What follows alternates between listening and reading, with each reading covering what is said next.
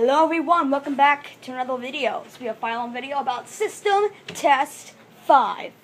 It's going to be kind of a short video, but sorry, okay, I'm starting in the basement today with my new setup that you guys know about.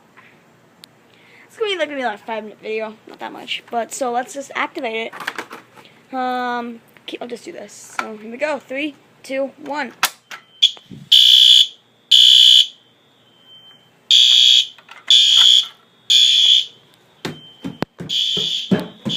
Still sick but recovering.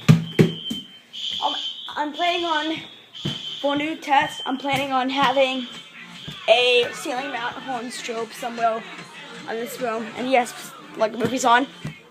Don't judge me, I love Legos. So that's on. This is on.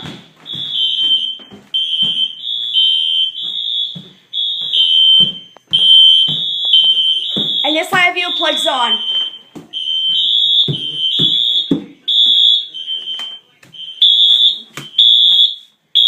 Okay, my batteries might not be the best right now.